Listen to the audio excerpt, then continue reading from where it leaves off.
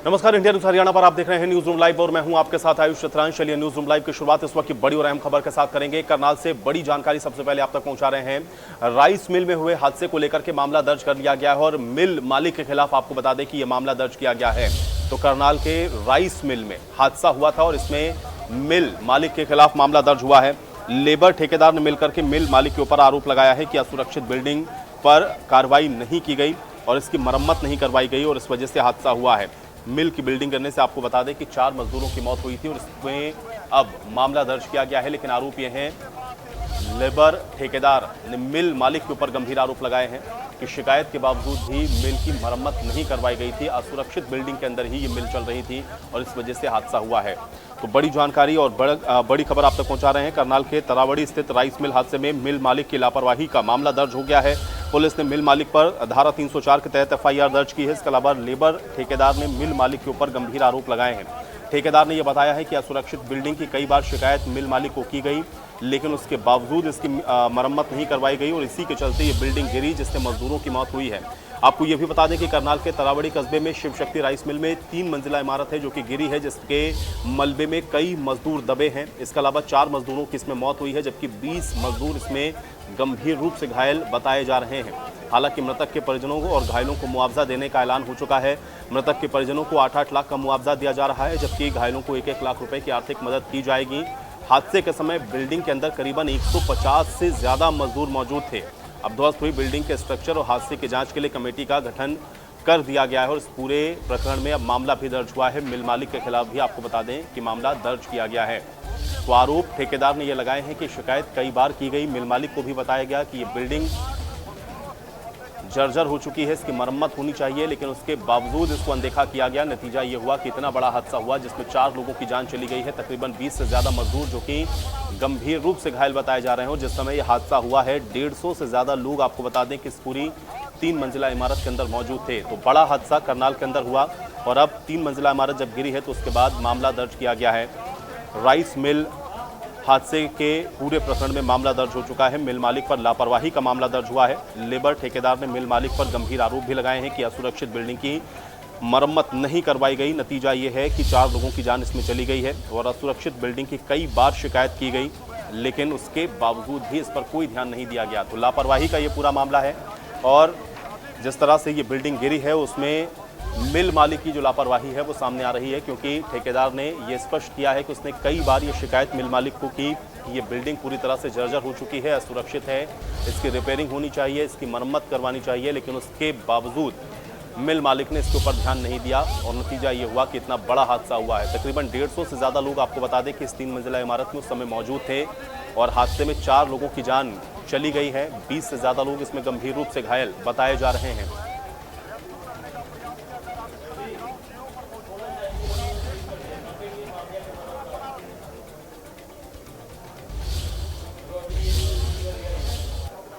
जानकारी देना चाहता हूँ कि जो ये हादसा हुआ है ये बड़ा दुखद है और इसमें जिन व्यक्तियों की मृत्यु हुई है उसमें कंपनसेशन के रूप में प्रशासन उनको 8 लाख रुपए मुआवजा दिलवाएगा और इसके अलावा जो इंजर्ड हैं उनको 1 लाख रुपए का मुआवजा प्रशासन दिलवाएगा। कितने लोगों की मौत हो चुकी है? 4 लोगों की मृत्यु हो चुकी है। सर घायल हॉस्पिटल में जो लोग हैं उनकी लगभग 20 की संख्या है।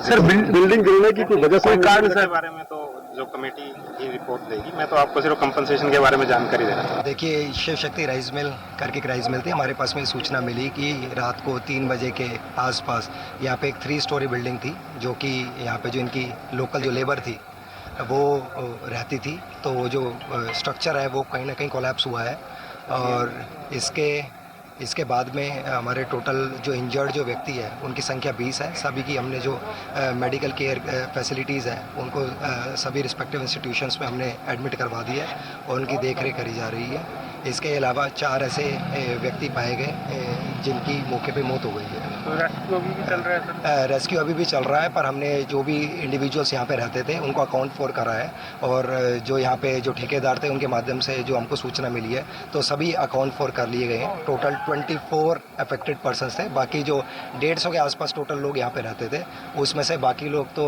पीछे के जो खिड़कियाँ थी और वहाँ से उन्होंने एस्केप कर लिया टाइमली। तो बाकी 24 में से 20 are injured and 4 are dead. वजह क्या रही है सर? इस वजह तो जो प्राइमा फेसा लग रहा है कि स्ट्रक्चरली जो ये बिल्डिंग थी वो अनसेफ थी। इसके लिए हमारे द्वारा एक कमेटी भी गठित करी गई है जिसमें एसडीएम साहब उसके अध्यक्ष रहेंगे और हमारे जो एक्शन पीडब्ल्यूडी बीएनआर है वो उसके मेंबर्स रहेंगे। वो अपनी रिपोर्ट इस पर सबमिट करेंगे कि ये बिल्डिंग कैसे स्ट्रक्चरली अनसेफ थी और फिर क्या रीज़न रहा इस बिल्डिंग की कोलैप्स का। तो सर मालिक के खिलाफ भी कार्रवाई जो भी कार्रवाई जिसके खिलाफ बनेगी उसके खिलाफ हम उचित कार्रवाई अमल में लेके आएंगे। इस समय त्रावड़ी की शिव शक्ति राइस मिल के बाहर मौजूद है और ये ग्राउंड जीरो है जहां आज तड़के करीब 3 बजे ये दर्दनाक हादसा हुआ था।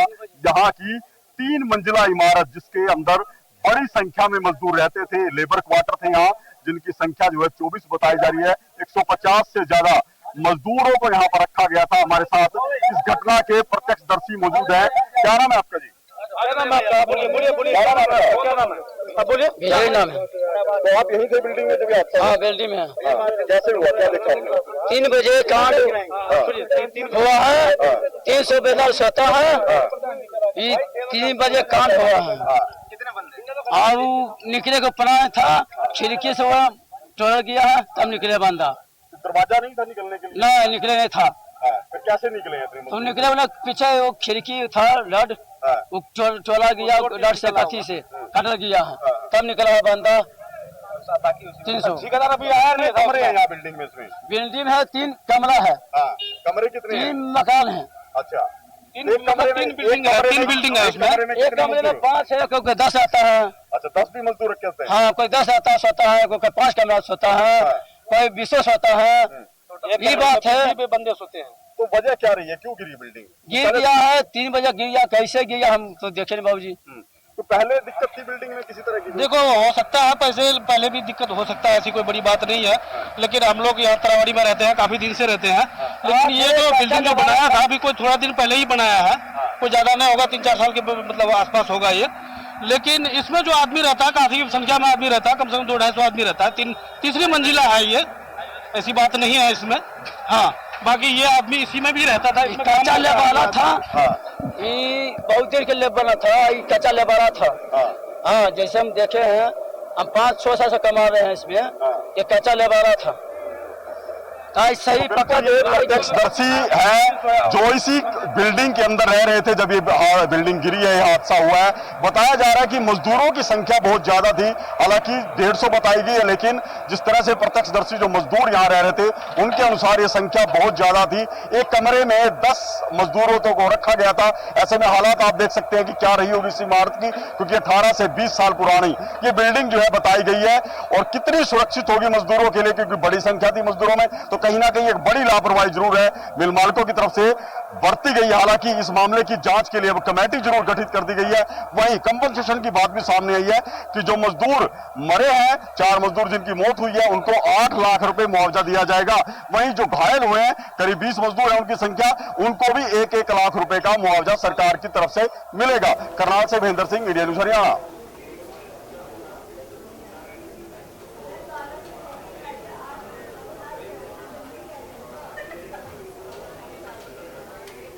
और चलिए इसी के साथ अगली खबर का रुख करते हैं। चंडीगढ़ से बड़ी जानकारी है, आपको बता दें विधायक दल की बैठक चंडीगढ़ में अभी फिलहाल जारी है। ये बड़ी खबर आप तक पहुंचा रहे हैं। तो चंडीगढ़ में विधायक दल की बैठक है, मुख्यमंत्री की अध्यक्षता में ये बैठक हो रही है। इस बैठक के अंदर जेपी दलाल, मूलचंद शर्मा इस बैठक में शामिल हुए हैं। कंवरपाल गुर्जर और कमल गुप्ता भी इस बैठक में मौजूद हैं। कई अहम ऐसे मुद्दे हैं जिसमें चर्चा फिलहाल अभी इस बैठक के अंदर की जा रही है। तो मुख्यमंत्री की अध्यक्षता में विधायक दल की बैठक है।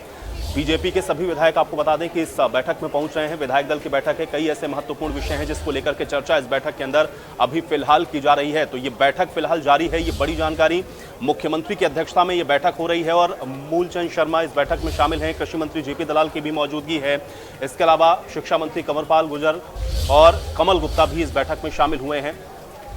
तो मंत्रियों के साथ साथ विधायकों की भी मौजूदगी इस बैठक के अंदर है। तो ये बड़ी और अहम खबर है, विधायक दल की बैठक जो कि फिलहाल अभी चल रही है। तो बड़ी और अहम जानकारी आप तक पहुंचा रहे हैं चंडीगढ़ से। ये बड़ी खबर, बीजेपी विधायक दल की बैठक जारी है। मुख्यमंत्री की अध्यक्षता में विधायक दल की यह बैठक चल रही है। जेपी दलाल, मूलचंद शर्मा, कंवरपाल गुर्जर, कमल गुप्ता, इसके अलावा अन्य मंत्रियों की भी मौजूदगी है। विधायक दल की बैठक है, इसलिए सभी विधायकों को बुलाया गया है। सभी विधायक इस बैठक के अंदर मौजूद हैं। बड़ी और अहम खबर चंडीगढ़ से, विधायक दल की बैठक अभी फिलहाल जारी है।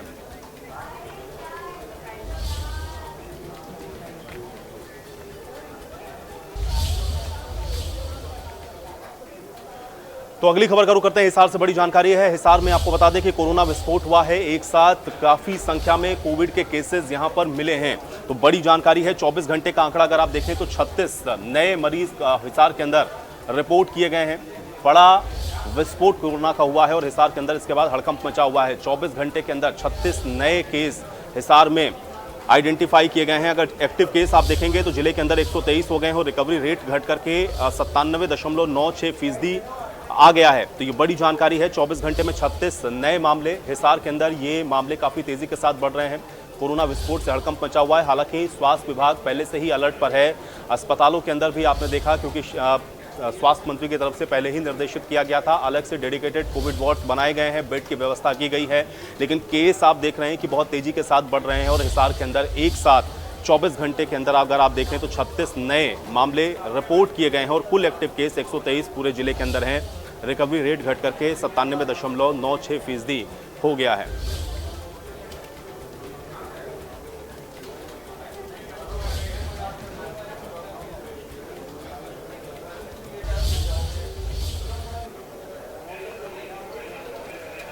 तो आपको बता दें कि इनेलो नेता अभय चौटाला लगातार इंडियन नेशनल लोकदल की परिवर्तन पदयात्रा की अगुवाई कर रहे हैं और इसी सिलसिले में बहादुरगढ़ पहुंचे थे अभय सिंह चौटाला, जहां पर उन्होंने भारतीय जनता पार्टी के ऊपर जमकर निशाना साधा है। उन्होंने आरोप लगाया है कि मौजूदा बीजेपी सरकार ने युवाओं को नशे की ओर धकेलने का काम किया है।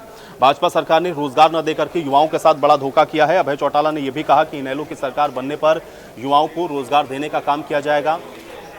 तो अभय चौटाला मांडोटी गांव में पहुंचे थे, जहां पर वो जनसभा को संबोधित कर रहे थे और उस दौरान उन्होंने ये बड़ा बयान दिया है। राज्य सरकार के ऊपर बड़ा हमला उन्होंने बोला है। साथ ही साथ उन्होंने ये भी कहा कि युवाओं के साथ मौजूदा सरकार ने धोखा किया है और उनको रोजगार नहीं देने का काम मौजूदा सरकार ने किया है और नतीजा यह है कि आज का जो युवा है वो नशे की जद में जा रहा है, नशे का आदी हो रहा है। नशे की ओर धकेलने का काम भारतीय जनता पार्टी के द्वारा किया गया है। तो परिवर्तन पदयात्रा चल रही है अभय चौटाला की, इंडियन नेशनल लोकदल की, और इसी परिवर्तन पदयात्रा के सिलसिले में आपको बता दें कि बहादुरगढ़ के मांडोठी गांव पहुंचे थे, जहां पर जनसभा को संबोधित करते हुए उन्होंने भारतीय जनता पार्टी के ऊपर यह बड़ा हमला बोला है।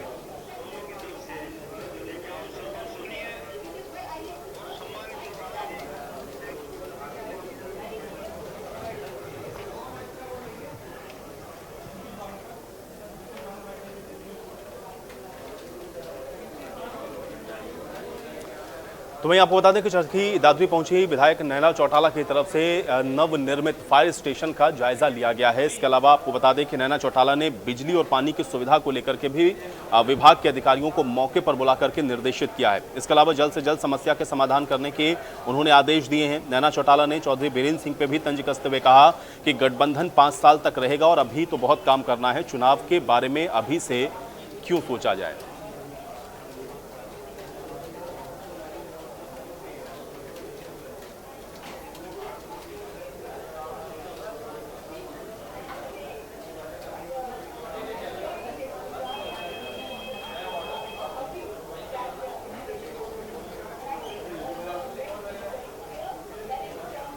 तो चरखी दादरी पहुंचे थे विधायक नैना चौटाला, जहां पे बाडरा में नवनिर्मित फायर स्टेशन का निरीक्षण नैना चौटाला के द्वारा किया गया। इस दौरान नैना चौटाला ने बिजली और पानी की सुविधा को लेकर के विभाग के अधिकारियों को मौके पर बुला करके निर्देशित किया है। जल्द से जल्द समस्या के समाधान करने के निर्देश उन्होंने दिए हैं। इसके अलावा नैना चौटाला ने चौधरी बीरेन्द्र सिंह पर भी तंज कसा और उन्होंने कहा कि गठबंधन अभी 5 साल तक और चलेगा। तो नैना चौटाला आपको बता दें कि चरखी दादरी पहुंची थी, जहां पर उन्होंने नवनिर्मित फायर स्टेशन का जायजा लिया है और अधिकारियों को मौके पर बुला करके बिजली और पानी से संबंधित जो समस्याएं हैं उसको सही करने के निर्देश दिए हैं।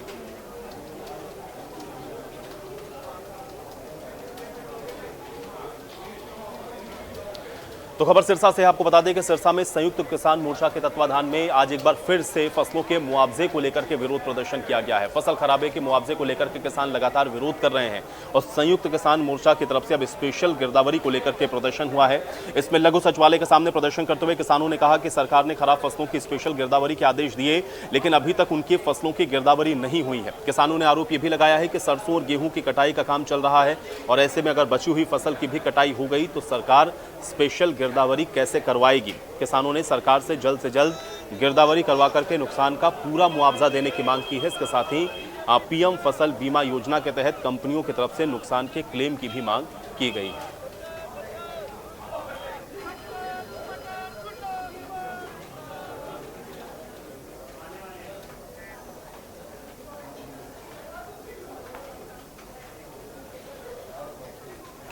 तो सिरसा के साथ साथ आपको बता दें कि कैथल में भी फसल के मुआवजे की मांग को लेकर के किसानों की तरफ से विरोध प्रदर्शन किया गया है और यहां पर भी स्पेशल गिरदावरी की मांग को लेकर के लघु सचिवालय के बाहर किसान एकत्रित हुए, जहां पर स्पेशल गिरदावरी करवाने की मांग की गई, साथ ही साथ उनको मुआवजा दिया जाए, ये बात भी किसानों ने कही है। इसके अलावा किसानों ने नाराजगी भी व्यक्त की है, बिजली निगम से ये मांग की गई वहां पर, और इसके अलावा ये भी कहा गया कि जो फसल खराब हुई है उसका उचित मुआवजा उनको मिलना चाहिए और बेमौसम बारिश और ओलावृष्टि से फसल और सब्जियों को भारी नुकसान पहुंचा है।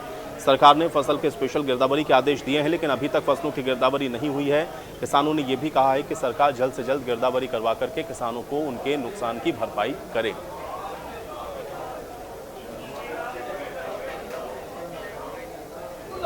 हमारी अपील है, हमारा कहना है ये प्रधानमंत्री को, और ये जो आज जो हम इसके समर्थन में जो हम ये प्रदर्शन कर रहे हैं, संयुक्त किसान मोर्चे की तरफ से पूरे हिंदुस्तान में ये प्रदर्शन किया जा रहा है कि जो वैल्यू कट लगाया गया है उसको एमएसपी में से कम नहीं किया जाए। ये पहले हमारी मांग है, ये पहला हमारा ज्ञापन है, और वो ज्ञापन प्रधानमंत्री के नाम हम उपायुक्त महोदय की मार्फत भेजना चाहते हैं। दूसरी मुख्य रूप से हमारी जो मांग है वो ये हरियाणा के संदर्भ में एक ज्ञापन हमारा मुख्यमंत्री हरियाणा को जाएगा। उसमें मुख्य रूप से ये है कि सोसाइटियों के अंदर जो खाद बीज के जो कर्जे दिए जाते थे वो बिना ब्याज के दिए जाते थे पिछले 10 साल से, अब की बार इन्होंने ब्याज लेना शुरू कर दिया। हमारी मांग है कि जो ब्याज जो सोसाइटियों का जो किसानों से वसूल किया जा रहा है उसको बंद किया जाए जैसे पहले था। दूसरा ज्ञापन हमारा मुख्यमंत्री महोदय के नाम है, और तीसरा ज्ञापन हमारा ये जो गुंगी बेरी सरकार के अफसर बैठे हैं उनके लिए है। वो क्या है, पूरे हरियाणा के अंदर सबसे ज्यादा जो पेंडिंग जो खराबे की जो गिरदौरी है, फसल जो खराब हुई है पूरे हरियाणा के अंदर खराब हुई, कैथल के अंदर भी लाखों एकड़ में जो है फसल खराब होगी। तो वहीं आपको बता दें कि फतेहाबाद में भी फसलों में लगातार लग रही आग को लेकर के किसानों ने डीसी के माध्यम से मुख्यमंत्री को संबोधित एक ज्ञापन सौंपा है और उसमें किसानों ने ये कहा है कि ज्यादातर फसलों में आगजनी की जो घटनाएं हो रही हैं उसमें बिजली के जो तार हैं उसके स्पार्किंग के चलते ऐसा हुआ है, इसलिए बिजली की लाइनों को दुरुस्त किया जाए। ज्यादातर जगहों पर बिजली के तारों में स्पार्किंग के चलते आगजनी की घटनाएं हुई हैं। अब इस आगजनी की घटनाओं से किसानों की फसलों को नुकसान हो रहा है। इसके अलावा पगड़ी संभाल जट्टा किसान संगठन की ओर से आगजनी के मामलों में किसानों को मुआवजा देने की मांग की गई है। सरकार पर अपनी मांगों को लेकर के दबाव बनाने के लिए पूरे प्रदेश में अभियान चलाने की घोषणा भी इस दौरान यहां से की गई है।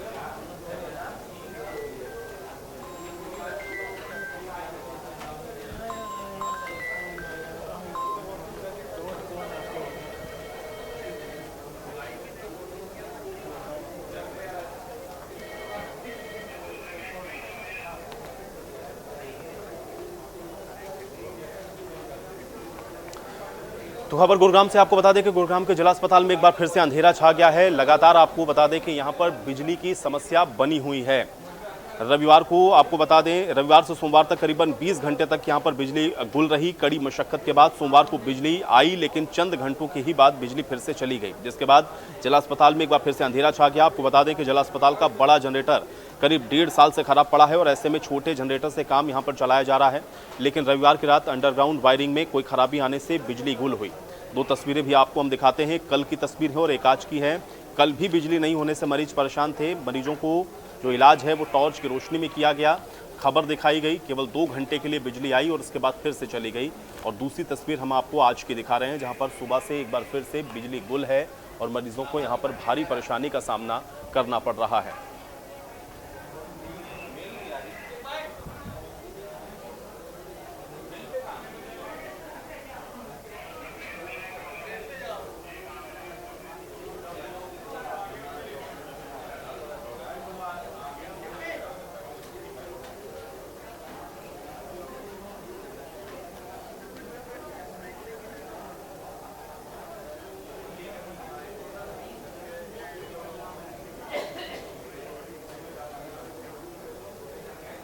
तो खबर बल्लभगढ़ से है। आपको बता दें कि बल्लभगढ़ की सब्जी मंडी में एक बार फिर से सीएम फ्लाइंग की तरफ से छापेमारी की गई है और यहां पर सब्जी मंडी के अंदर पनीर की दुकान पर सीएम फ्लाइंग की टीम ने छापा मारा है। इस दौरान फूड सेफ्टी विभाग की टीम और के साथ सीएम फ्लाइंग के अधिकारी मौजूद रहे। सीएम फ्लाइंग की टीम ने नकली पनीर बेचने की सूचना पर यह कार्रवाई की है। सीएम फ्लाइंग की टीम की तरफ से छापेमारी हुई है। रेड के दौरान 210 किलो पनीर यहां से बरामद किया गया है, जिसके सैंपल्स जांच के लिए भेज दिए गए हैं।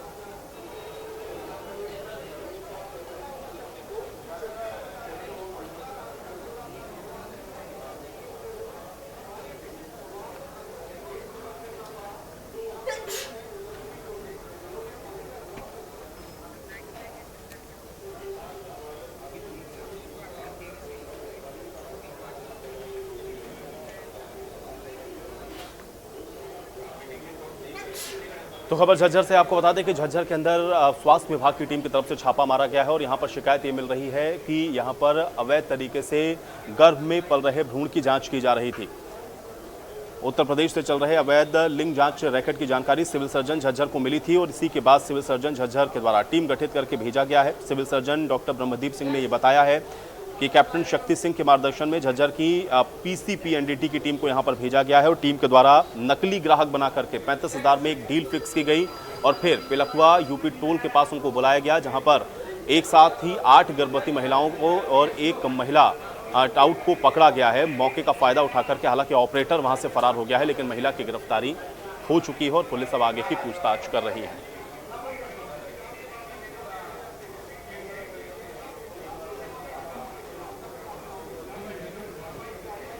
एक टीम गठित की जिसमें हमारे 4 लोग डॉक्टर संदीप, डॉक्टर ममता, डॉक्टर हर्षदीप, विनोद जी और इसके अलावा पुलिस विभाग की टीम तत्परता से सब लोग तैयार हुए और उन्होंने ये उनसे संपर्क किया तो उन्होंने बताया कि हम 35,000 रुपये लेंगे और आपको ये बता देंगे पेट में लड़का है या लड़की।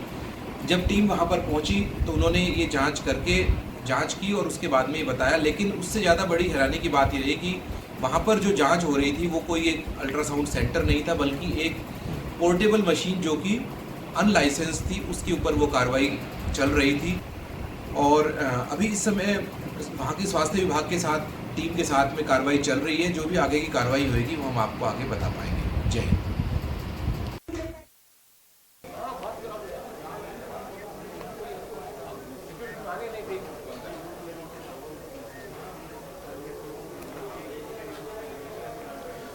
तो गुरुग्राम में क्राइम यूनिट ने ऐसे आरोपियों को गिरफ्तार किया है जो कि लग्जरी गाड़ियों को अपना शिकार बनाया करते थे और इनके निशाने पर लग्जरी गाड़ियां होती थी जिनकी चोरी ये आरोपी किया करते थे और इनको गिरफ्तार करने में सफलता हासिल की है। पुलिस ने आरोपियों पर शिकंजा कसते हुए इसके सरगना अमित कासन समेत 3 आरोपियों को गिरफ्तार किया है। अमित कासन पर 3 दर्जन से ज्यादा मुकदमे दर्ज हैं और पुलिस ने आरोपी के पास से चोरी की एक कार को भी बरामद किया है।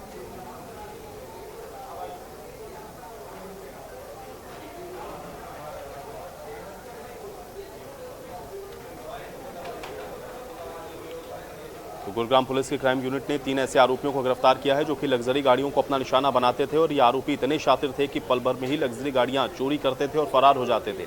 पुलिस ने आरोपियों पर शिकंजा कसते हुए आरोपी के सरगना अमित कासन समेत 3 आरोपियों को गिरफ्तार किया है जिनके पास से गाड़ी भी बरामद की गई है और पुलिस आगे की पूछताछ कर रही है।